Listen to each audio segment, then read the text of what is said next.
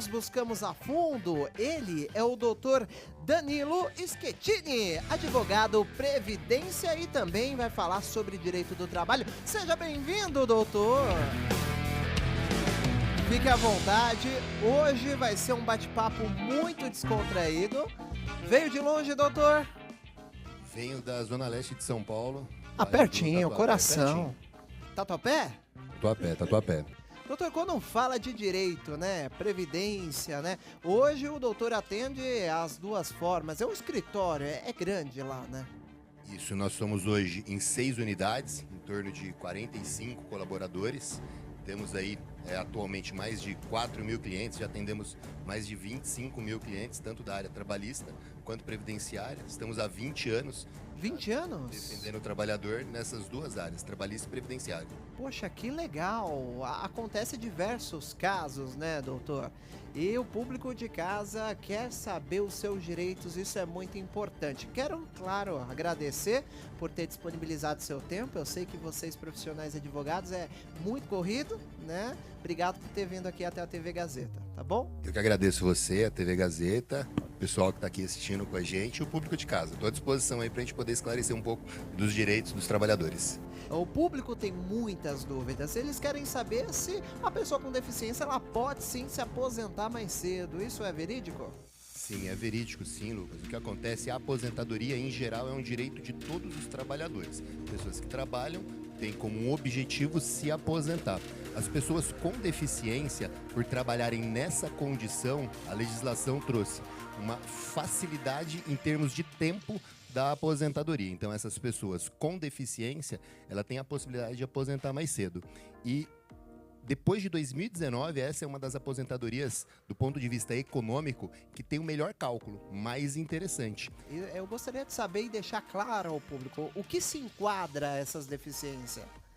Legal. A deficiência, ela é, no conceito da lei, um impedimento de longo prazo. Então, as pessoas perguntam assim, eu tenho a doença X, eu sou considerado pessoa com deficiência? É uma pergunta equivocada, porque a análise que é feita pelo INSS é de impedimentos, que podem ser de natureza física, mental, intelectual e sensorial. Para que seja considerado pessoa com deficiência, o sistema vai analisar essa pessoa dentro do contexto social dela. Uma pessoa numa cadeira de roda aqui em São Paulo, em que há muita acessibilidade, essa pessoa vai ter um grau de deficiência dentro dessa regra diferente, por exemplo, de uma pessoa que está lá no interior do Nordeste, onde talvez não haja tanta acessibilidade. É óbvio que a análise é feita caso a caso, por isso é importante sempre conversar com um especialista. Então tem a aposentadoria por idade, que para o homem é aos 60 anos de idade, para a mulher aos 55 anos, precisa ter 15 anos de contribuição pelo menos, e a outra modalidade de aposentadoria é a por tempo de contribuição, que a pessoa também aposenta um pouco mais cedo. Eles já podem ser elegíveis para uma aposentadoria se eles tiverem 15 anos de contribuição nessa condição de PCD, de pessoa com deficiência. Muito bom saber e muitas pessoas precisam, às vezes são leigas do assunto e acabam não indo atrás, né, doutor? Doutor, quais são os direitos, né, de quem sofre um acidente de trabalho, por exemplo? Legal.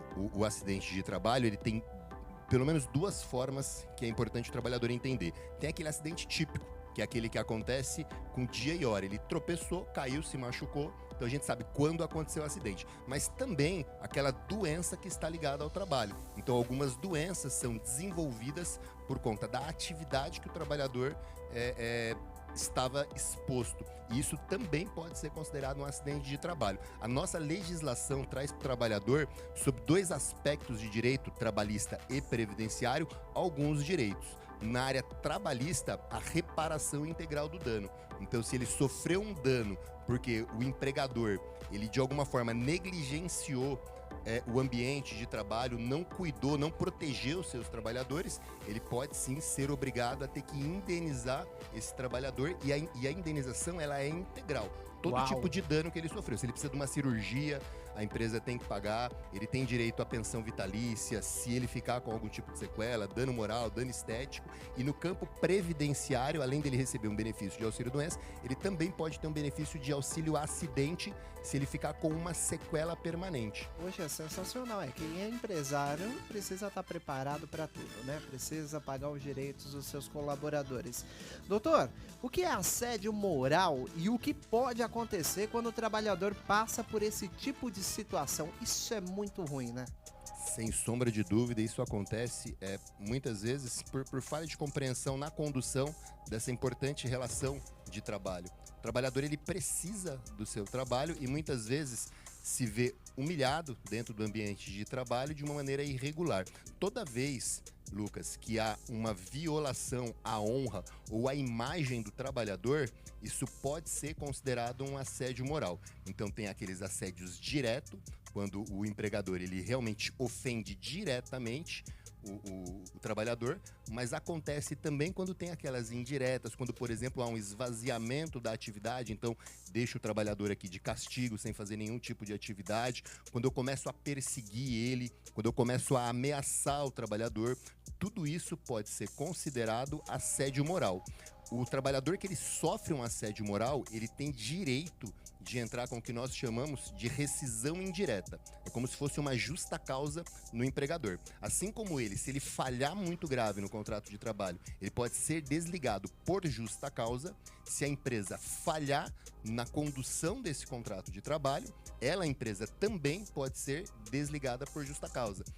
Poxa, ó que legal, você aí, telespectador de casa, às vezes não sabe do assunto, pode sim procurar os seus direitos, tá? Eu quero agradecer muito ao Dr. Danilo Schettini, uma salva de palmas para ele.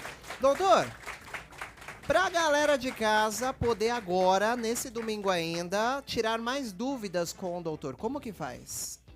Pode entrar em contato com a gente pelo nosso Instagram, @advocacia_Schettini. Imagino que vai ficar em algum lugar aqui. Já tá aqui, ó, doutor, ó, Tá, bem show de grande. bola. Estão pisando em cima, ó. Boa. Então, Advocacia Schettini, se ficou com alguma dúvida do que a gente conversou, manda lá, faço questão de esclarecer e responder para vocês aí, para poder ajudar o trabalhador. É o que a gente vem fazendo há 20 anos aí. Conta pra gente. Conte sempre com a TV Gazeta, com o programa Calor da Audiência, tá?